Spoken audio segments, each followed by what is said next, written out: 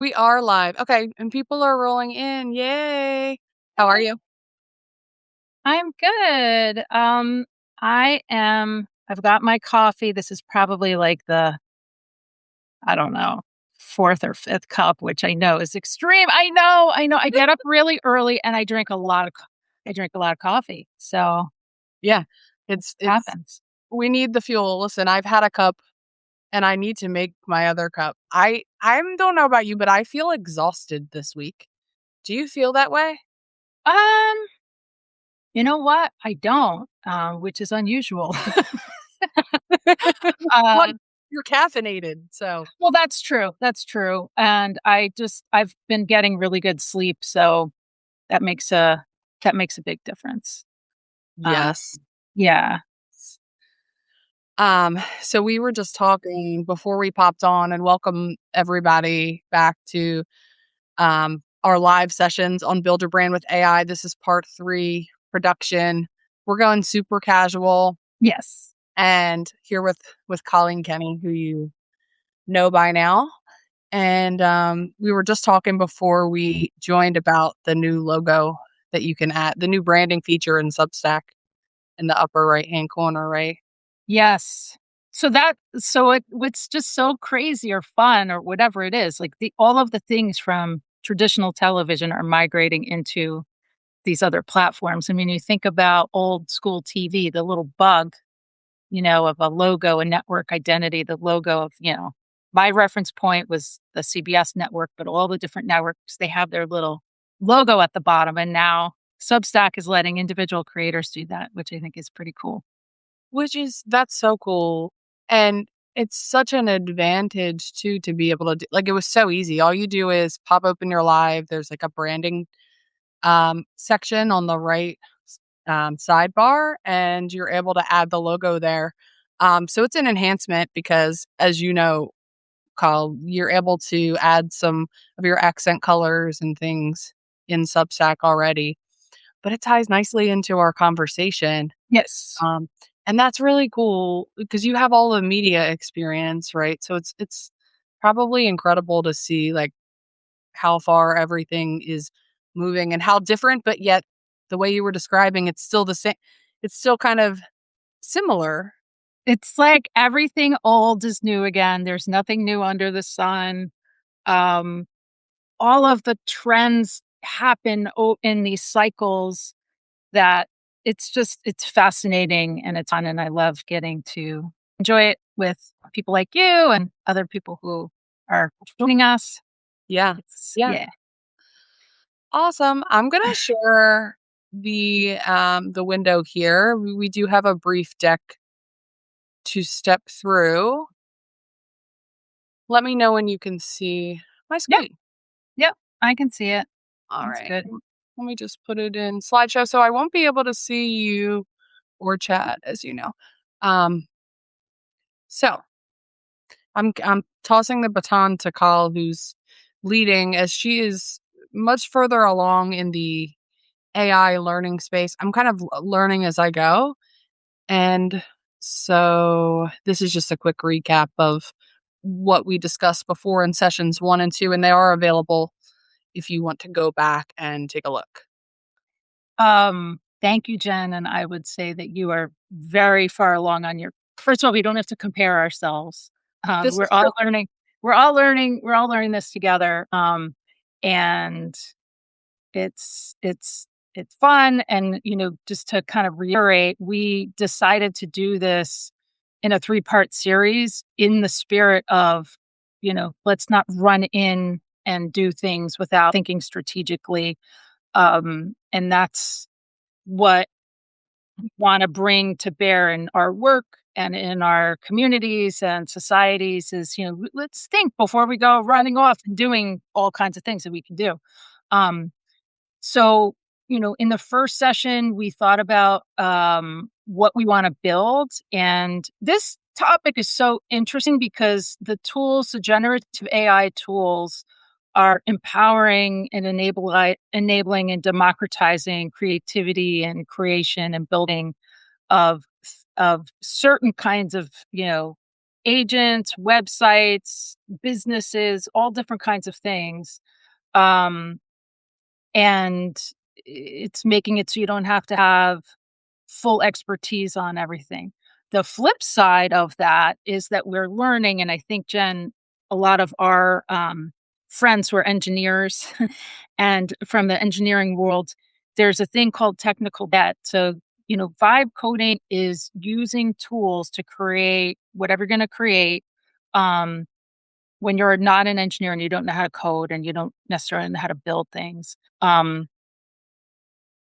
What happens is the machine will do it, and it doesn't always do it in the most efficient manner. And so that's what we talk about when it's technical debt. Like, we could have this website, it looks amazing, but it could be built on really kind of um, inefficient code, inefficient, I don't really know the right word, framing. And so if the thing keeps growing and growing, it's built on like a faulty foundation. And that's why you want to get real experts, people who have, real expertise to help get it straight early on before you start building and building something that's going to demand a lot more power and resources.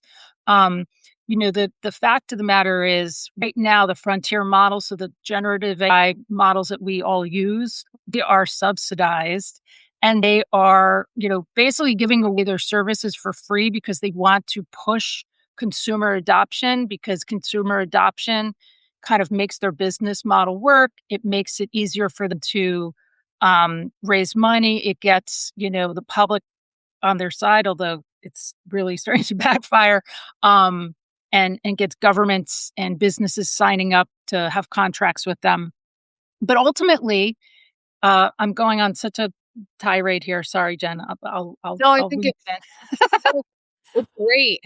Okay. But basically, my frame of reference is 1998, 1999, 2000. For 2 glorious years, Napster existed and all the music of all time was free on the internet. And I could not bring myself to leave the house because I was like, oh my God, all this music is free. It's so good. Did I know that it really wasn't right that artists were not getting paid for their music that they had, worked so hard on? Yeah, I knew, but I still wanted the music, so I was still downloading it all for 2 years.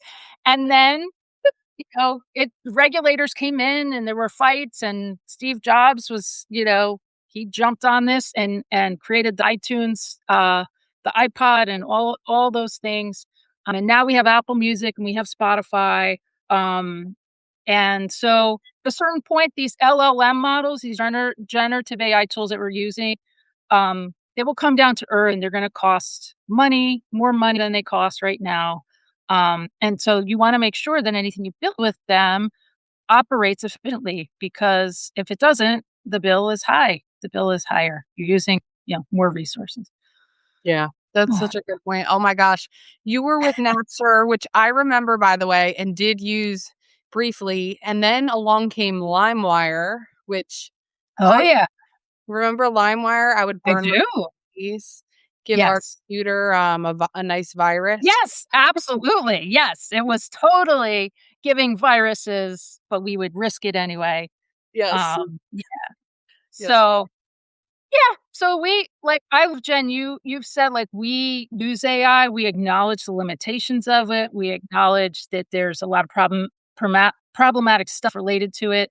We are explorers, we're trying to learn, and our goal, I think, is to empower people like us who are non-technical people to build their brand with AI. Yeah. Yeah. And if you need a technical person, check out my post from this week. This is a plug for Jason Ives. He is a web developer and he does like fractional CTO work. So he's going to understand, to Call's point, the intricacies on when you're building stuff out. That's the first thing. The other thing I wanted to expand a little bit too on, and we've talked a lot about um, critical thinking, and I shared a note this morning. I tagged you, Call. It was my friend just told me um, she had 3 applications for a vice president role in an organization, and all 3 of them had the same exact executive summary. So all 3 obviously got declined, and this kind of goes back to the point we've been making throughout all of the sessions. You get out what you put in, and it's really important to have a sense of your own personal brand and the messaging and what you wanna say versus just going to the tool no matter what you're using it for. This is an example about a resume. 3 people, I can imagine probably what they did, right? I'm just kind of thinking this through, but they probably took the job posting, pasted it into chat, took their resume, uploaded to chat, and said, like, "Give me an executive summary," or something that Yeah. hits on all the points, right? Um, but they ended up with the same output, like Call you Yeah. said, Tower of Babel, so Yep. something to be cognizant of.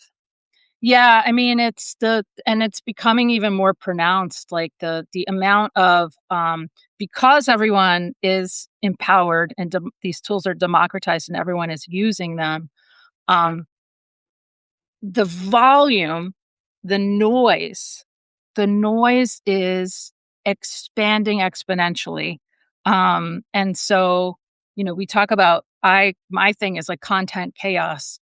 It is so difficult to even know who you should be listening to anymore and who's a real person. I have this conversation with people a lot, like, is this a bot that who's interacting with me online?" Yeah, really, really.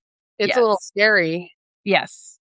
I will not I refuse to go in deep with people with like, if I need to meet them or go on a live with them. Like, Yes. yeah. Yes. I've had a couple people wanna just jump on lives with me, and I'm like, my process, this is a boundary, right, is I need to meet you first. Yes. That's I mean, that's should be a basic, this is my opinion, right? Should be Yeah. a basic part of the process that kind of helps you and them get to know each other before you are going live to talk with a bunch of strangers. That's just Yeah. my personal philosophy. That's I think that's bias, you know?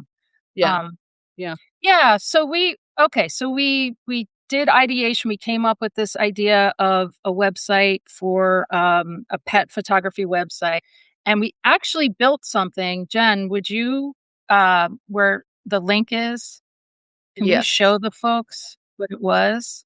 Absolutely. Um, hopefully it works. We'll see if it works. Oh, no, are my pictures gone again? Is it showing? Because it seems to be, I may need to stop sharing and resharing. I've Oh, no okay. I've noticed that it's kind of flipping back and forth Oh, okay.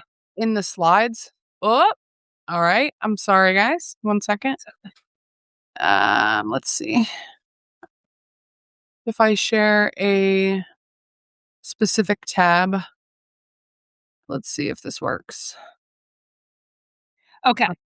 Yeah, so that's it, and now I took just because we were talking about copyright and, making sure we're not just ripping off other people's photos, I swapped in, like, placeholders, Okay. uh, Yeah. but we Good. we built this website live on the last session, let's is our friend Steve on here with us? Steve, if you're here, let us know. Can you share with everyone what he told us? Yeah, oh my gosh. He said that he spent 28 grand on his website, which looks beautiful, by the way. He runs pet services, and so cost him 28 grand. And he, after our session, went and built it. He said it looked very, very similar to the website Aw, he spent money on. So, he said we could Steve share that. and he's saying thanks. He said Thank you. thanks in the chat. Awesome. Um, yeah, so this is it. We did this, we created it live on a chat as we're having all these tangent conversations, like, just casually typing it in, and it made this website. Um, and so today we're gonna talk about, launching. So we used Claude to create that website.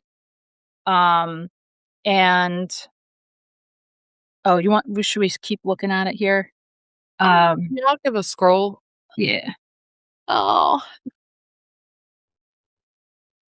Oh, and also if you want to check out Steve's actual website, he put it in the chat, outside-feet.com.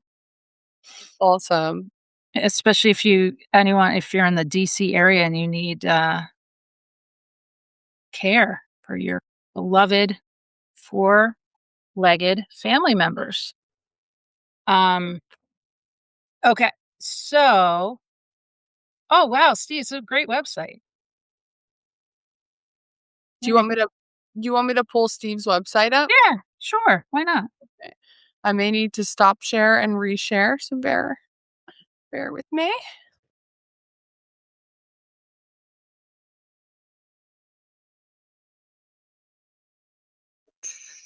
All right. But Share. just while you're doing that, I'll just reiterate that the point was that you can build a website very quickly and very easily using Claude. And then once you have built it, then what we're going to talk about today is launching it. It's the kind of the next step after you have built it. And we pretty much focused just on Claude. Yeah, and Stevening out, it's the same color scheme as the one we built for our friend, the pet photographer. That's right. Um, yeah. So, oh, this is great. It's a beautiful site. A daily wellness partner. Oh, that's awesome. Um, all right. Yeah. So kind of getting to our point for today, which is launching. So, suppose we have built the website in Claude. Now we're ready to launch it. Um, would you be, Jen, be able to go back to the slides, please? Of course. And thank you for doing that. If I were the one doing it, Oh, no worries. I feel bad. I know it's not the best oh, speed don't and feel bad. flipping It's all around, but It's all good. It's all good. Last night on Survivor, Mhm. Jeff Probst, the host of Survivor, made a gigantic gaffe. Like it was huge. Like he gave away a really important part, but like before they had shown it, um, and he just laughed and it was amazing. It was hilarious, but also how he handled it was amazing. At first he didn't understand what he had done, and then they went to a commercial and they came back and he was making jokes about it. But the point is, We're you all don't human. have to we're human, we're not perfect. It doesn't matter. It doesn't matter. Okay, so today we're talking about launch, how we want our site to appear online and also be found by humans, right? Because in the Tower of Babel, there is so much noise and everyone has a website and everyone's building. How are we going to get actual people to find us and ask for our services? Okay, so the main point, now I am a Gen Xer, so I'm going to look at it through the lens of generations. But one of the things I grew up in the before times, so like I was so lucky to grow up. At 10 o'clock, do you know where your children are? We would just ride around the neighborhood and come home when it's dark, and life was lived in the world. There's a new reality with digital where a lot of stuff is lived online, and younger generations don't even necessarily know, or it's not as familiar, this concept of like, yeah, you don't have to be online all the time. um, and one of the points I want to make in this session is that if you're building a business, focus on where you are in the world. Not everything has to be an online business. There's so many great opportunities that are in real life to focus on. And when it comes to branding and marketing and advertising, if you're not trying to scale and be, a gigantic global brand, if you have a pet photography business in New York and Vermont they're promoting, you really want to focus on your immediate environment and its That you do by talking to other people. You talk to people, you, you know, connect with people in a human way. That's really how change happens. That's how connection made. And on the slide, you can hear it, you can see it says, while we obsess over feeds and AI rankings, almost none of it touches the internet. Um, and this is so important. There is a massive disconnect between what you see online and what the real world is. We all know people in our lives who have these perfect lives online, and then you know the reality of what's going on with them. Um, Another thing with the digital space is that there's a massive amount of fraud. So the advertising ecosystem where you pay for ads and you pay for SEO and you pay for these things, like a good chunk of it is not even real human traffic. It is automated robots. And this is something that's been covered up for a long time, but it's a lot. So rather than trying to get the number of, the biggest number of followers, it should be about connecting with real people who are going to actually use your services. Um, and one of the things I learned was that in all my time in television and media and entertainment, most word of mouth is face to face. Is mediated by screens, is people talking to people, and you want positive word of mouth. It's something that a brand can't buy. They can try to buy it. We're all kind of people are turning hard on the influencers these days, Mhm. um, which is kind of funny. Um, but it's like it's trust, right? It's how much do you trust person's, what they're putting out there. And so, Jen, I'm sorry, I'm yammering. What No, do you have no, any I love everything that you're saying, and I agree with you, and I was gonna come at it from, contrasting, like, the millennial generation, which I'm a millennial, 36, but I agree with everything you said, and I'll tell you why. So, like, in the talent space, there's a very similar statistic about, like, getting a job. There's a high percentage of people who get jobs from referrals, jobs that are actually never even posted online, that are created for people, and so your network is your net worth, 1000%, and I love, like, the accessibility perspective of, like, having an online space and being able to connect globally with people across the world. I think that's, really awesome that we can do that and learn from different cultures and things, but also, um, you to your point, like, word of mouth is the most important, and, like, when I first started my career and I have, like, on paper what you would say would be, like, a successful career, which is a whole 'nother topic. I don't wanna get on a soapbox about that, but I would say, like, being in person for my first few jobs really allowed to propel me into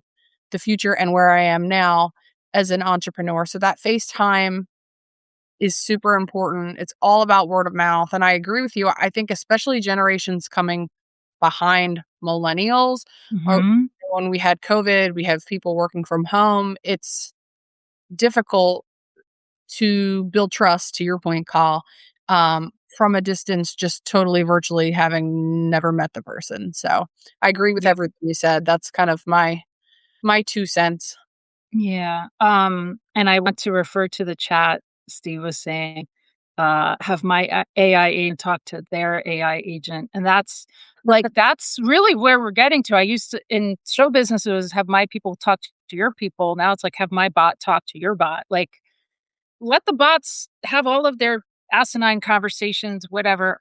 Like, just don't pay attention to the important thing, which is the person you are and the people right in front of you and your real life. And if you kind of take that approach, you're just gonna be probably a happier person. I'm guessing. I don't know. Could be wrong. Yes. Yes. So yeah, most brand conversations happen offline. Trust doesn't have an ad rate. And we're also just seeing these are algorithms can be gamed, ad space can be bought, but a human recommendation can't.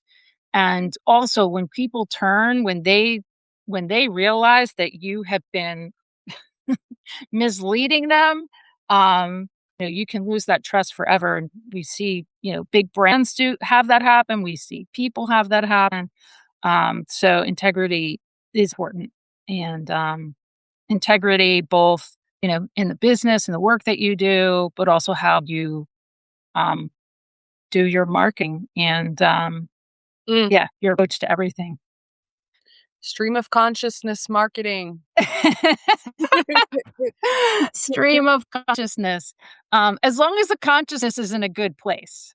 That's the thing. Because sometimes that can get gnarly. Yeah, Um, you're right, you're right, you're right. yeah. Okay, so the youth distortion, the feed is lying to you. Okay, so this was one of the things I realized when I was working in big media was that the people who are online a lot, like the extremely online people, are not representative of all people. Those are just the people who are online a lot, extremely online. And so if you just are going to for validation of that kind of person and that kind of demographic, you're going to miss a lot of the addressable market. The example, like I lived in kind of older viewers. I worked at CBS, was infamously, the old people network. Um, and we just didn't care about social media as much because we knew our audience was not extremely online, but they were definitely watching the NFL on Sunday, and that they were watching all of our shows and 60 Minutes and all that stuff after it. Um, you know, it's an important metric if you just want those young influencer type of people, but if you're looking for the world writ large, you need to get offline. Mm, mm. Yeah, I can speak to the influencer marketing piece because I do some of it, although I sort of do not love the term influencer for myself. Part of it because like I will only, and this has been a process of trial and error for me, right? But I will only promote brands that I actually use. So like for example, I've had brands send me stuff and I'm like, no, I'm not gonna post this because like I don't like it.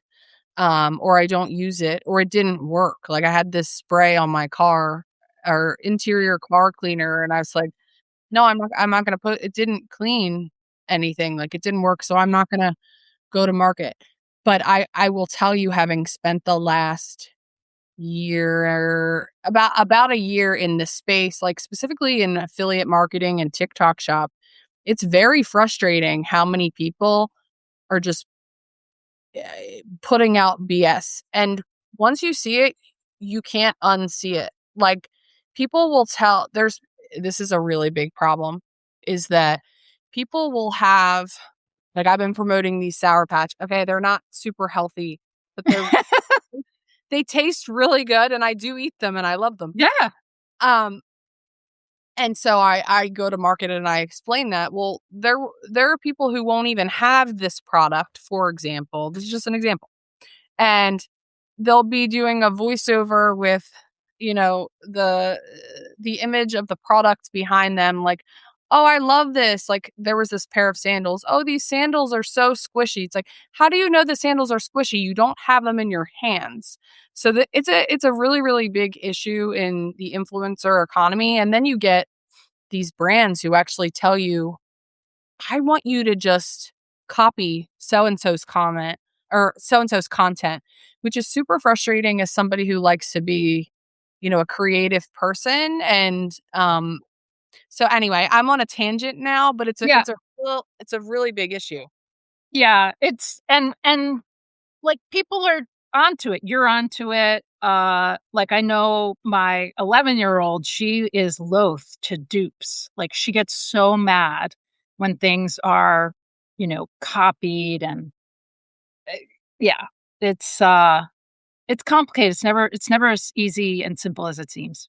I don't blame you. Well, because we know the algorithm, and I don't blame your daughter. The algorithm rewards sameness. So like there was Yeah. this brand I worked with, and they wanted everybody to be like recreating the same videos of these top creators that are this person has hundreds of thousands of followers. So my video number one's not going to even do as well because I only Yeah. have a small chunk of that, and then it's just not it's not it's not my content. Like, how I didn't create that idea, but then if it we know if a video does well, the algo's gonna push it the algo's gonna push that similar format.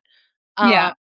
So it's frustrating, um, for us authentic people who just wanna have fun and be creative. Yeah. Yeah. Wow. Anyway, sorry. Anyway, Go that's ahead. okay. It's good. It's good. Okay, so what are we About generative AI. Humans run on trust. You are oh, okay. can you GEO. share the screen again? How did it stop sharing Yeah.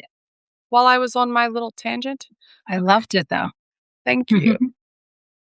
Um, all right. Substack has to work on that feature. Yes. Yes.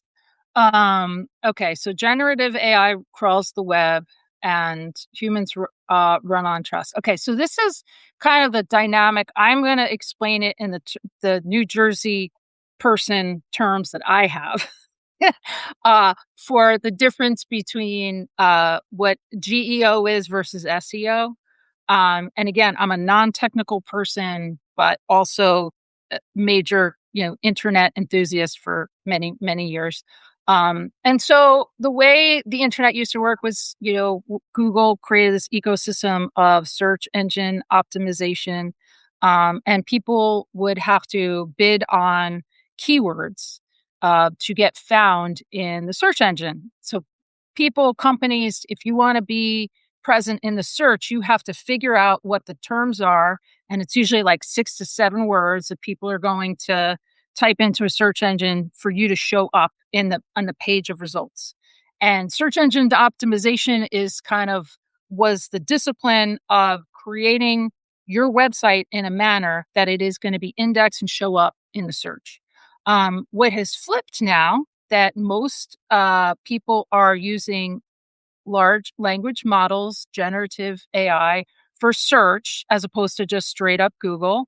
Although people are still Googling quite a bit. I know I am too. Never count Google out.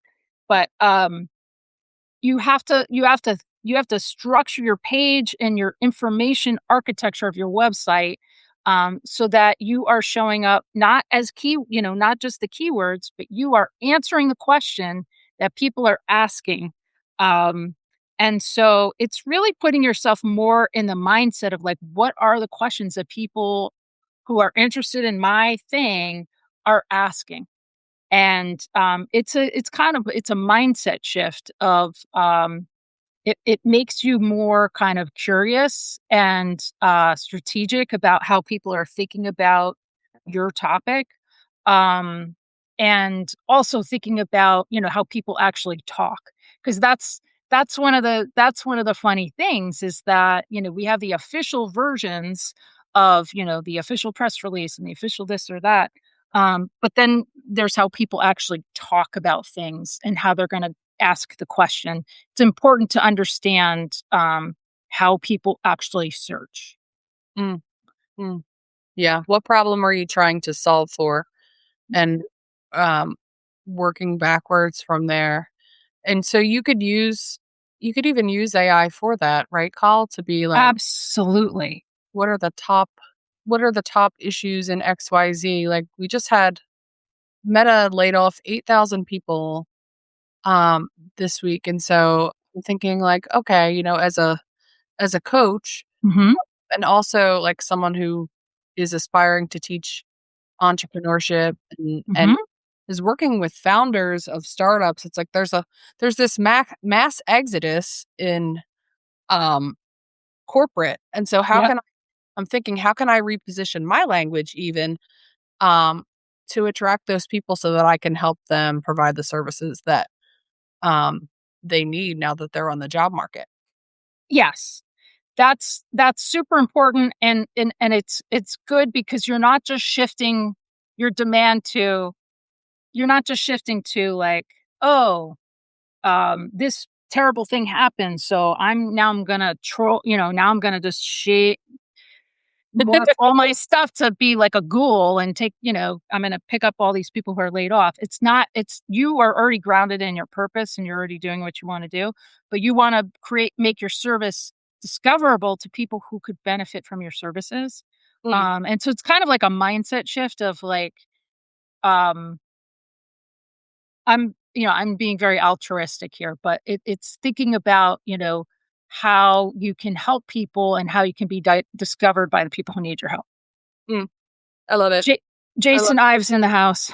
Welcome, Jason. yay, Jason. We shouted you out earlier. He's staying late for class. Well, so we kind of talked a little bit about SEO is becoming GEO. So SEO means search engine optimization. GEO is it generative engine optimization or general? I don't know. Oh, generative. Thank you, Jen. You put it on the slide. Generative engine You got optimization it. is yeah, I got it. I Um, yeah, not but this not is my yeah, skill set at all. Sorry, I didn't mean to interrupt you.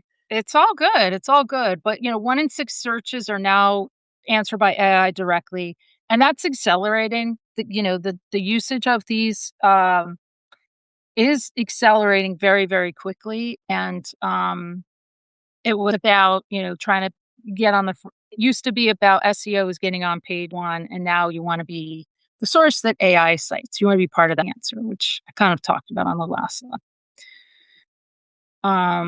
Okay, so this is kind of the nuts and bolts of it, and I am by no means an expert in this at all, and I would always say, get a real expert. Um, but I'm here to kind of give you some language as, a non-technical person who likes to collaborate with the technical experts. But you wanna show up in the answer, so you wanna make sure you're discoverable, so you need to do some basic steps. Um, you want to start every section of your website and any of your sub pages with very direct information, very practical, pragmatic information, not cutesy, you know, we don't want like too much flowery language per se. You want to get in the mindset of a very busy person who's doing a search, who's looking for information. They want to find your whatever you're offering. So you got to spell it out, like get to the point. You want to you want to have the answer embedded into your copy. You also want to have very, specific claims, great, charts. So one example is an institution I've been talking to recently. They have a bunch of different programs that they offer, it's a higher ed, and they they don't necessarily make it very easy or intuitive to see what's the difference between this degree versus this degree. Um, if they created a chart and really got into the questions that people are asking and then put that chart on the site, that would be really great way to ensure that they're going to be found in these generative tools. And then also the next thing is, well, I'm going to skip to 4, showing up everywhere. So um, it's you want consistency of voice, consistency of language. So the language that's showing up on your website, that's showing up on your YouTube channels, it's showing up on your social, your podcast. You have consistent language that you're using. Oh, it's kind of like a comms 101, basically. Consistency, it's repetition, and you want to make sure that it's not just living within your site. So if we're going to the example of Steve, your website, I don't know if Steve's the best example, but I'll stick with the institution. The one that's not showing up too well right now, they should be optimizing their Wikipedia page and spoon feeding the information that people are looking for. Don't just put it on your website. You got to make sure that all the different parts of the information ecosystem, which includes things like Wikipedia, you know, These tools are scraping all publicly available information, so you want to make sure that your version of the information is already present and embedded on all those other platforms. And then the refresh every 90 days. So there is, and this is human nature, but recency is human nature. We People like novelty. They like newness. They want to see. It's why people look at the news every day, and the internet and everything. We have a bias towards the latest and the greatest, the shiny new toy. So you want to make sure that you are putting new information out there that the crawlers can pick up into their index, because everyone's starved. If you think about this, like, this is a content hungry system. So when you are constantly feeding it new information, and turn everything into a press release, turn everything into, um, if you can shift your mindset to everything that you work on is a piece of content that you can, put out there as a quote unquote press release, or put out there as a post. Um, you're really, you're kind of, you're in conversation with the whole apparatus of the generative engines. Um, let's see. Oh yeah, and structure, that was the one I skipped. Number 3 is structure wins. So making sure that you have FAQs, short paragraphs. People don't like long things. Long things are important. Life is complex, information is complex. But when people are in a mode of surfing and looking for information online, they're not looking for complexity. They're looking for someone to help them, take care of their pet. So you want to keep it as direct and compact as possible. Um, so I see Steve is asking, is EEAT still advised? Experience, expertise, authority, and trust. Is number 4 saying quantity over quality? No, no, no, never. Quantity over quality. I would say this is a choice for yourself. Like, to me, I will always go for quality over quantity. However, the way the engines work, it's about noise. It's the loudest voice. It's not the best voice per se. So that's why you have to make sure that you are putting your stuff in all the different places where information can show up. I wouldn't, I don't think you have to necessarily make the trade off that you can't also have quality. I don't know. It's kind of a philosophical question, Yeah, but it is. And I always tell people to start and show up in 1 or 2 spaces, because yes. what you don't want to do is overwhelm yourself to where you're trying to scale a business as an entrepreneur, and then also be like, social media is a full-time job in itself. I think AI is making it easier, and there are tools that you can use, but it's when you're especially just starting out, you're gonna wanna pick 1 or 2. And, like, to echo, Kyle, your point, um, when I first started on Substack, I was all volume. I was healing, and I was growing, like, the numbers were growing, which is not the main goal of mine. When I slowed down and really started to, like, hone in on my voice and, like, be more discerning about what it is that I'm gonna be sharing, the reality is that the growth, um, slowed down a little bit. Like, I used to get a ton more followers, subscribers, but I don't really care about that. I just wanna, like, help people. So it goes back to your earlier point of, like, the intent too. Like, what is your why? Also, where do your people hang out? And then you can really lean back into the research that we talked about in the earlier sessions too, from a structural perspective. Yeah, I remember when I learned, like, the hierarchy of a website, and also, like, even, like, the hierarchy of a PowerPoint, for example. If you're not familiar with that, just, like, lean on other sites for examples from a structural perspective. Absolutely. And also, I like to use AI, to help me when I'm restructuring some of these pages and doing optimizing. Like, you can use AI to help you actually do these things. And that's the kind of metacognitive shifts that people, you know, realize, um, that you can use the tools to do the things that you don't know how to do yet. Ask it how to do things. Um, it's not always perfect, but sometimes it'll just give you momentum to go move in a certain direction. Yeah, and then refresh every 90 days is just really making sure you always have new things coming through, um, every so often. Okay. All right. So this is the build stack. What's so funny about this, again, showing my age, um, is that, oh, yeah.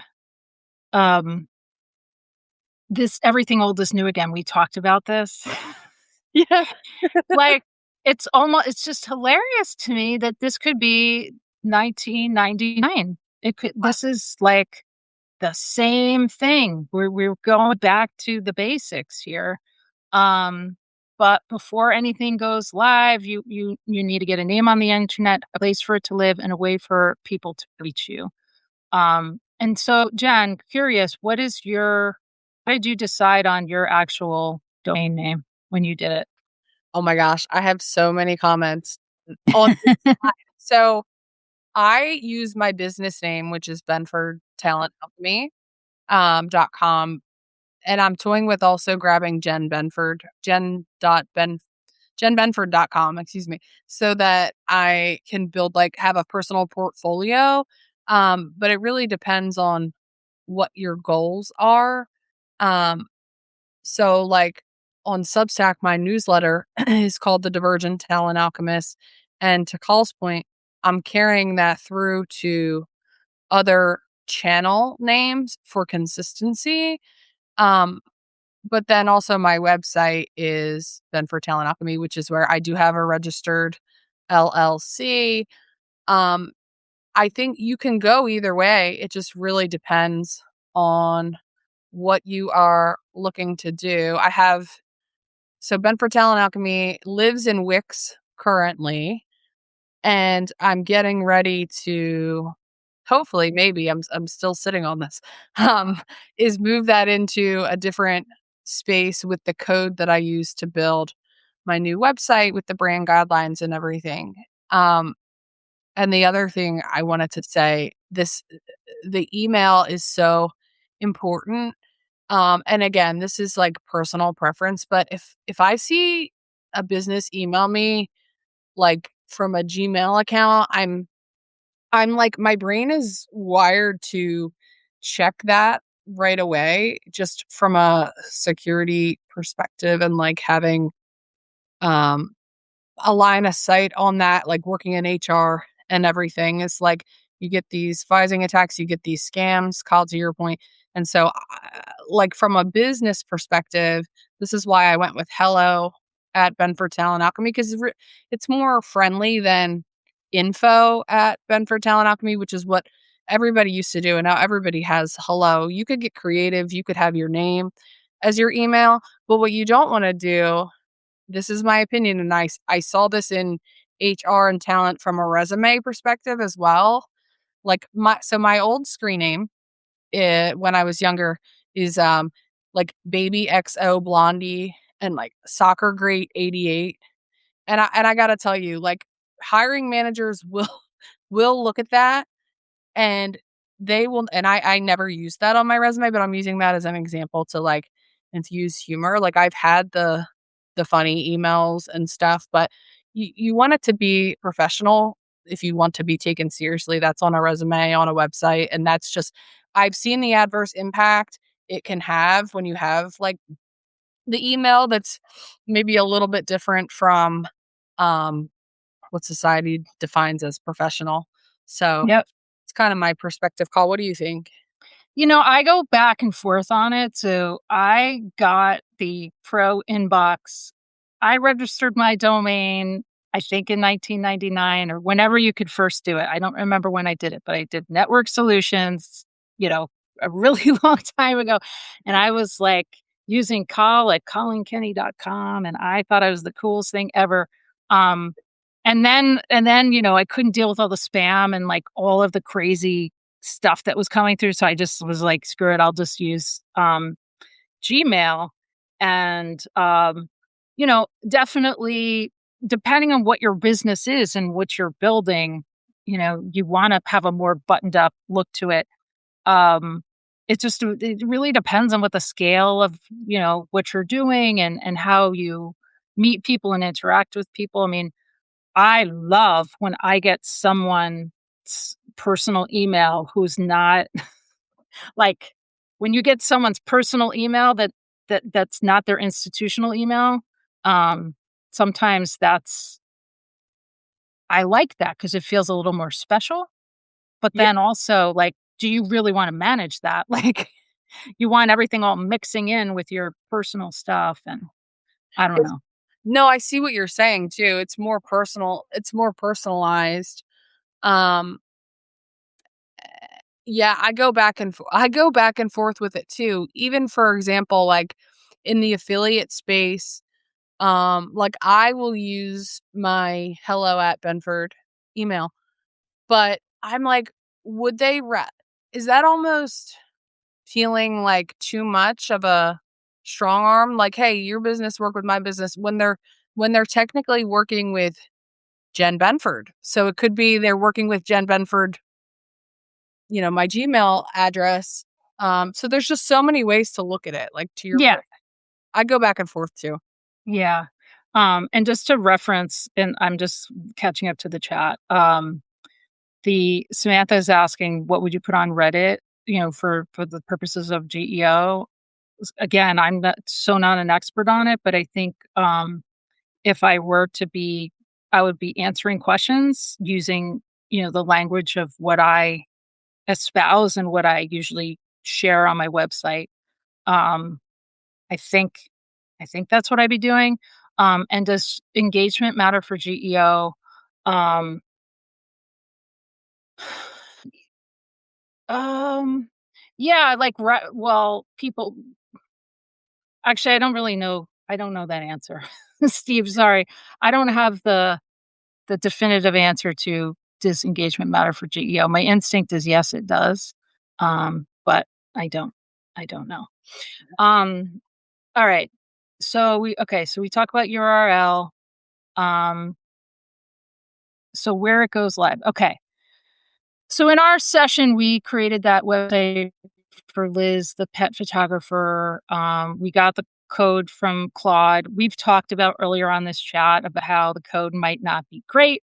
It could create technical debt. So if you're building something more ambitious than a personal site, you probably want to work with someone like Jason Ives or someone who is a real, engineer and understand how to build systems and do information architecture. But if you are like Jen and I, and you're just trying to live your life and put up a quick website, here's some things you can do. So we've created the website with Claude, and here are a couple of spaces. Now, Claude gave me these recommendations. My personal website, ColleenKenny.com. I think I'm hosted on. I think I use something called SiteGround, um, and but I've done, I've been using that for a really, really long time, and I've had many different, hosting services over the years and many different, services that I've used, but these are the ones that Claude recommended for, if you built your website in Claude. And so if you can sh the can you go to, or should I do this? The Netlify, yeah, Yeah. I'm gonna stop share. Okay. Yeah, I was thinking they're like the more traditional sites are like Squarespace, Yeah. SiteGround, WordPress even, and they're depending on your budget, um, you wanna look at that as well. But Yeah. So I wanted to share this one yesterday, this Netlify. Um, Mhm. I was able to go on this site and publish the Claude website that we created within like moments. Wow. Um, so basically I just went to let's see, I used a the free account. Nice. Everywhere. Yeah, they have a free account. This is why it's good because then you can just see how you like it, and then you can switch it over to it says, "I can push a change within 30 seconds. The site is completely rebuilt." Blah blah blah blah blah. Um, where did I actually find it? Um, let's see. Start building. Use the obvious CTA, and they might already have me logged in here. Yeah, I'm seeing your Yeah. Okay, so I'm sharing this. So I basically created this project and posted the website that I imported the code copy and posted this, and it went live in moments. It went up right away. Now you can see up here. I don't know if you can see Can you see the URL up there? Bejeweled Monstera. You see no. that? It's Okay. got a black bar over it. We can see from Liz Smith and down.